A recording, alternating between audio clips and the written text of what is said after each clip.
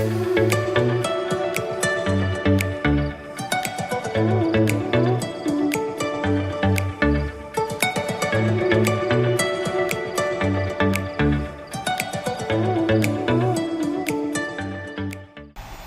selamat datang kembali di Sapa Faperta. Pada episode kali ini bersama saya Kurotul Uyun yang akan menemani Sobat Faperta pada episode kali ini.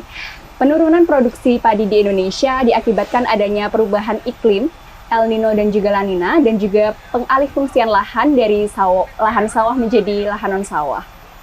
Untuk menjawab tantangan tersebut, maka Fakultas Pertanian dan juga Pusat Inovasi Agroteknologi Universitas Gadjah Mada berkomitmen untuk merakit paket teknologi budidaya padi intensif berkelanjutan sesuai dengan prinsip Smart Eco Bioproduction. Salah satu teknologi unggulan adalah adanya perakitan varietas padi Gamagora. Nah, pada kesempatan yang luar biasa kali ini, saya sudah bersama dengan dua narasumber yang sangat luar biasa. Beliau adalah yang terhormat Dr. Insinyur Taryono MSc, selaku Kepala Pusat Inovasi Agroteknologi Universitas Gadjah Mada, sekaligus tim peneliti padi Gamagora. Dan ada Insinyur Supriyanta MP, yang merupakan Ketua Tim Peneliti Padi Gamagora. Beliau berdua merupakan dosen Fakultas Pertanian Universitas Gadjah Mada. Selamat pagi, Bapak. Selamat pagi. Assalamualaikum warahmatullahi wabarakatuh, Mbak. Waalaikumsalam warahmatullahi wabarakatuh. Sehat ya, Pak? Tentu saja, Sobat Faperta. Langsung saja nih, Pak, karena mungkin Sobat Faperta di rumah ini sudah sangat antusias untuk mendengar penjelasan terkait dengan padi Gamagora tersebut, begitu ya. Untuk yang pertama, saya akan menanyakan langsung kepada Pak Taryono, begitu.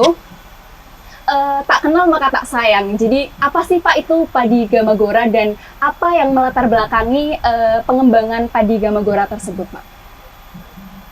Ya, jadi padi Gamagora adalah padi biasa ya yang dikembangkan oleh Universitas Gadjah Mada dalam rangka untuk menjawab perubahan iklim yang kemungkinan besar juga akan terjadi di Indonesia.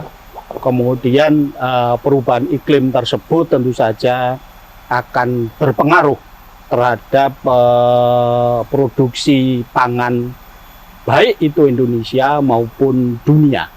Nah, Gamagora di Universitas Gadjah Mada itu ada dua. Ya. Yang pertama, Gamagora adalah merek dagang untuk ke depan semua varietas padi yang akan dikembangkan oleh UGM. Ya, itu yang pertama. Kemudian yang kedua, Gamagora juga digunakan oleh UGM sebagai tanda atau nama semua varietas padi yang nantinya akan dirakit oleh UGM. Jadi ada dua, merek dagang, nama varietas, ya.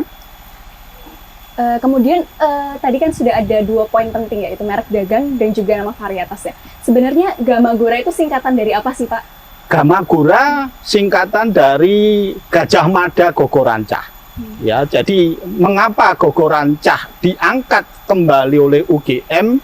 Kita tahu bahwa Gogorancah merupakan konsep budidaya yang dikembangkan oleh Universitas Gadjah Mada, ya, di dalam rangka menjawab sebenarnya kebutuhan pangan nasional dan juga beradaptasi dengan lingkungan budidaya atau biasanya kita sebut dengan agroekosistem. Nah, kita tahu untuk budidaya padi biasanya menggunakan 2 ekosistem, yaitu ekosistem sawah dan ekosistem tegalan.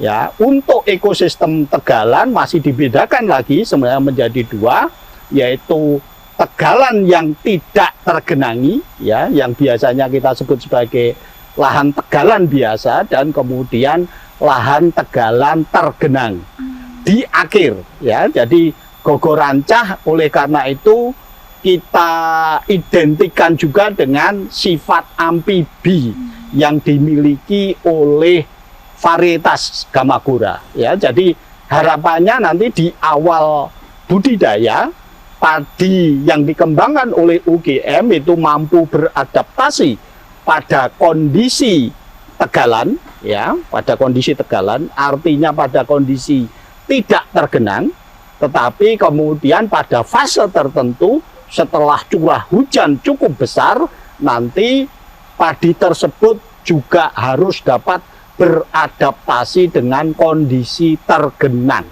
Ya, jadi oleh karena itu mengapa kita sebut sebagai padi amfibi. Lalu kalau boleh tahu Pak, padi Gamagora ini kelebihannya dengan padi-padi varietas lain itu sebenarnya apa Pak? Yang pertama tentu saja kita bicara tempat dibudidayakan. Ya, jadi seperti tadi saya informasikan, padi Gamagora, khususnya Gamagora 7, itu dapat dibudidayakan di dua ekosistem. Yang pertama adalah padi sawah, yang kedua jadi ekosistem sawah, yang kedua adalah ekosistem, saya menyebutnya sebagai gogo yang diikuti dengan rancah. Jadi gogo yang nanti pada fase tertentu padinya akan tergenang, ya. Mungkin itu. Lalu kalau saya tidak salah informasi begitu Pak, sebenarnya gogo rancah ini ada 10 galur begitu ya Pak ya. Dan yang dilepas atau dilepas oleh Kementan itu Gama gogo rancah 7 begitu ya Pak ya. Itu kenapa kok yang dilepas saat ini yang gogo rancah 7 gitu? Ya, jadi sebenarnya UGM memiliki galur harapan dalam jumlah yang cukup banyak. Tidak hanya 10. Ya, tidak hanya 10. Proses pelepasan varietas itu melalui beberapa tahapan. Ya, yang pertama biasanya kita sebut dengan uji pendahuluan awal. Uji pendahuluan awal ini biasanya melibatkan cukup banyak galur harapan. Ya, galur harapan. Saat itu kalau tidak salah kita uji sekitar 25 sampai 30 nomor, ya, 30 galur harapan. Kemudian nomor-nomor yang baik ini kita lakukan uji pendahuluan lanjut, ya, ini jumlahnya sedikit. Saat itu jumlahnya kira-kira 12 galur harapan, ya. Kemudian di lahannya UGM di sini, ya, di lahan UGM. Nah, dari nomor-nomor tersebut kemudian alhamdulillah ada yang terbaik, ya, ada yang terbaik. Jumlahnya kira-kira tadi disebutkan 10 nomor galur harapan, ya. Nah, dari 10 nomor galur harapan kemudian memasuki fase akhir pelepasan varietas, yaitu apa yang kita sebut dengan uji multilokasi. Ya, nah, uji multilokasi merupakan tahapan yang sangat penting di dalam di dalam program pelepasan varietas tanaman. Dari 10 sebenarnya ada 4 yang layak untuk dilepas, ya, menurut tim peneliti. Hanya kemudian oleh tim penilai pemerintah saat ini yang dianggap layak oleh pemerintah itu 1 nomor, yaitu yang kemudian kita beri nama Gamagora 7. Ya, jadi itu yang dapat saya informasikan. Nah, salah satu kelebihannya tentu saja Gamagora 7 selain produktivitasnya tinggi, ya, produktivitasnya tinggi, Gamagora 7 juga memiliki sifat-sifat yang memenuhi syarat untuk dilepas sebagai varietas unggul nasional. Ya, nah kebetulan dari 3 yang lain ini menurut pemerintah harus masih kita perbaiki. Dari sisi produktivitas sudah masuk, hanya ada beberapa sifat yang khususnya ketahanan terhadap organisme pengganggu tumbuhan yang masih harus kita perbaiki. Mungkin itu. Jadi harapan kita cepat atau lambat nanti paling tidak yang 4 ini, yang 3 sekarang itu cepat atau lambat juga dapat kita lepas sebagai varietas unggul nasional. Baik, terima kasih Pak. Kita beralih ke Pak Apri nih Pak, selaku Monggo. Ketua Tim Peneliti JPJ. Nah, boleh tahu nggak Pak, siapa saja anggota tim peneliti dan ekspertisnya tuh di bidang apa saja begitu Pak? Oh boleh. Jelas ada Pak Taryono. Iya. Kebetulan beliau secara pribadi itu sama backgroundnya dengan saya, orang pemuliaan. Kemudian ada Pak Panji, Dr. Panji Sakti Basunanda. Beliau juga orang pemuliaan, tapi lebih banyak tahu fokus soal statistik, hitung-hitungan, biotek.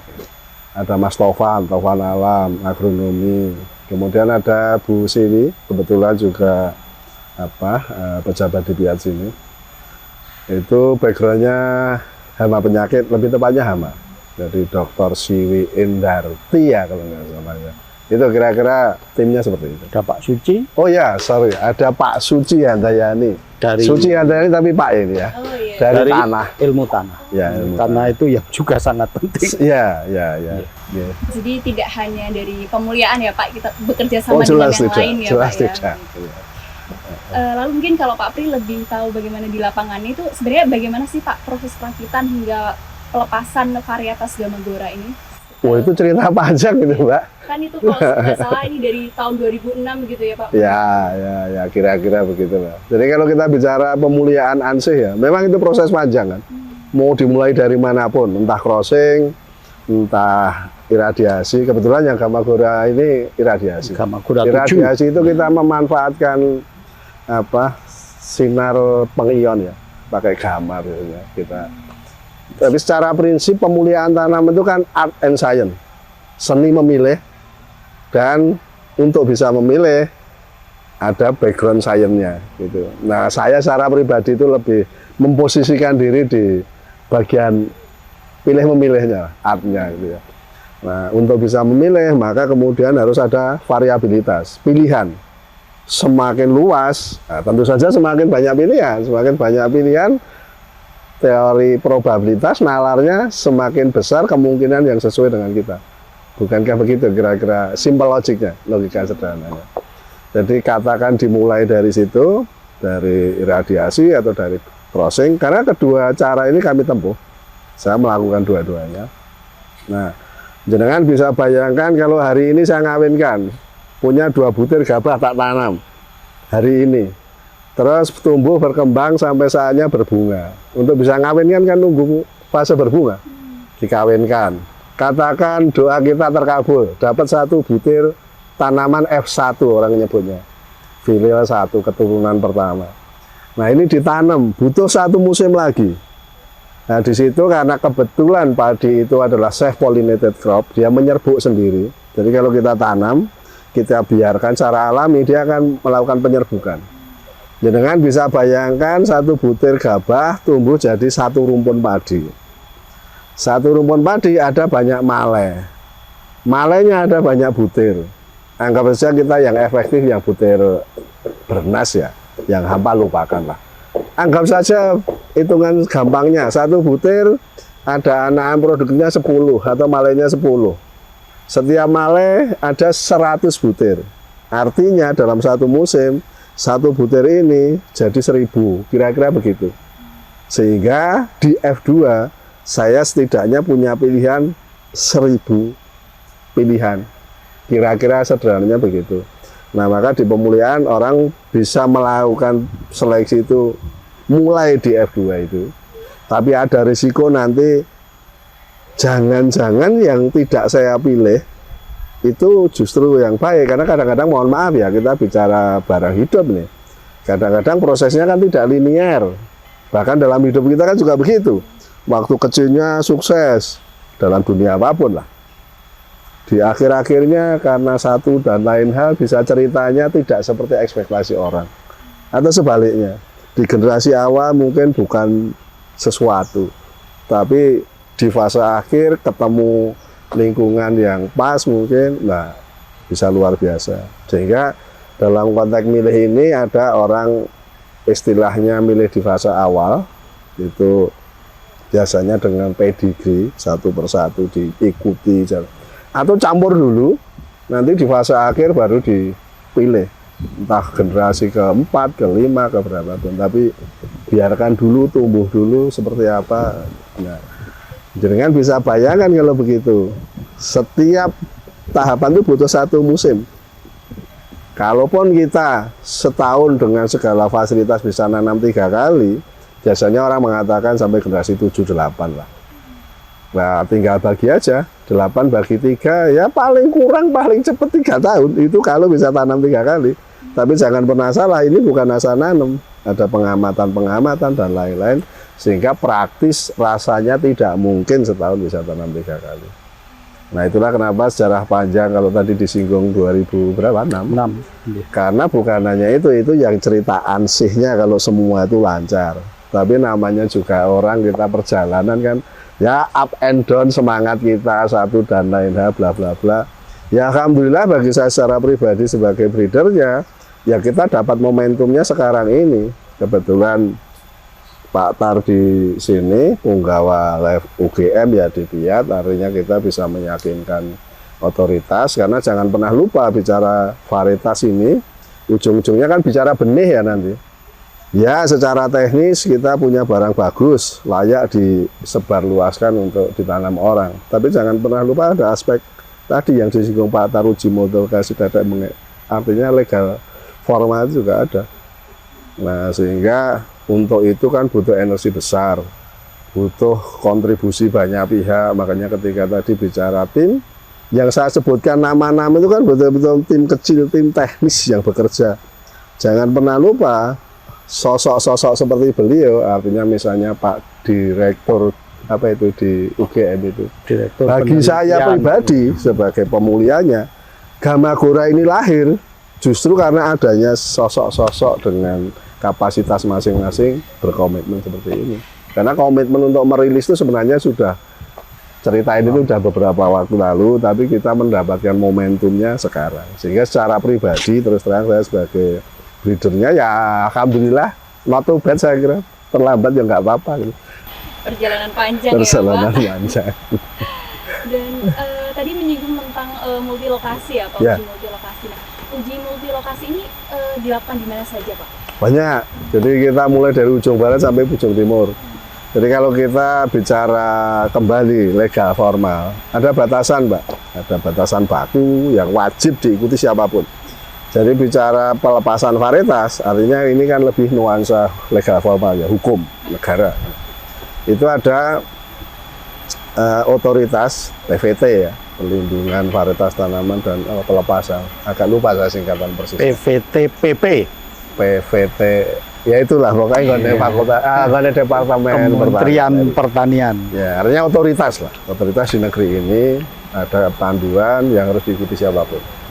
Nah, tadi sudah disinggung Pak Taryono secara teknis bicara padi. Kalau orang pasti mendengar kata padi konotasinya sawah gitu kan. Padahal macam-macam, ada padi lebak, padi rawa, tetek bengek, ada padi gogo, ada gogo rancah, bla bla bla. Nah, dalam konteks legal formal ini aturan bakunya ya sama nggak sama, beda nggak? Ya artinya ada aspek sama, ada. Contohnya misalnya tadi kata kuncinya uji multilokasi ya. Kalau ini mau dilepas sebagai varietas padi sawah, sudah pasti lahannya sawah untuk uji coba. Setidaknya di 8 lokasi. 8 lokasi itu di mana saja? Apa boleh di depan belakang? Enggak gitulah. Artinya ada persyaratan juga, melibatkan 30 besar di Indonesia. Dan lain-lain. Esensinya kan untuk melihat stabilitas performa tanaman ini. Jangan-jangan di tempat panjenengan bagus sekali, di tempat saya sebaliknya. Negara tidak mau seperti itu. Harusnya oke, di tempat panjenengan bagus sekali, di tempat saya harusnya ya nggak sejelek. Ya beda-beda dikit nggak apa-apa lah. Itu ada hitung-hitungannya kan secara keilmuan di rancangan percobaan tadi ada. Nah, kalau padi gogo itu cukup 6 ya Pak ya, 6, ya, 6 lokasi. Nah tentu lokasi gogo dan lain-lain sehingga dalam konteks kita, karena memang kita punya visi, punya ini ya Gamagora tadi, ini secara teknis ya beradaptasi di sawah sebagai padi sawah, tapi juga sebagai padi gogo. Kita maunya ACDC gitu kan. Kita kemarin nyoba di 15 lokasi, mulai dari yang ujung barat itu di Lampung, kemudian ada Karawang, kemudian ada Purbalingga, Banyumas, kemudian di sini di Jogja, di Klaten, di Blora, di Rembang, di Bojonegoro, di Bali, di Kalimantan, di Sulawesi, di Lombok, di Maluku Utara. Seperti itu, sehingga kemarin waktu sidang PVT itu saya dengar langsung timnya itu pada berdecak, baru kali ini ada pihak yang mencoba di ekosistem sebegitu luasnya, belum pernah ada kecuali UGM. Biasanya ya cenderung ikuti aturan main baku lah, cenderung ngirit, masalahnya biaya. Karena ya di balik itu kan sebenarnya energi itu luar biasa, bukan sekedar uang ya, mohon maaf ya, mohon maaf. Karena kalau uang bisa dihitung, katakan saya minta tolong ditanam di lokasi panjenengan, katakan panjenengan tinggal di mana lah gitu. Kan ada energi yang apa ya, mohon maaf ya, ada kepercayaan. Kenapa saya minta tolong nanam di tempat panjenengan? Karena saya ada kepercayaan yang cukup bahwa panjenengan bisa mengeksekusi pekerjaan ini. Bagaimana mengambil data, bla bla bla. Jadi bukan sekedar biaya untuk katakan bayari pembajakan, bukan semata itu. Kalau saya melihatnya, sehingga saya selalu mengatakan energi besar, ya memang uangnya besar. Tapi bagi saya energi pertemanan, kalau saya mengatakan dukungan kawan-kawan di luar sana itu luar biasa. Sehingga kembali ke pertanyaan tim itu, sebenarnya timnya ya banyak sekali. Gitu. Kalau nama-nama kan kebetulan tersebut di dokumen saja.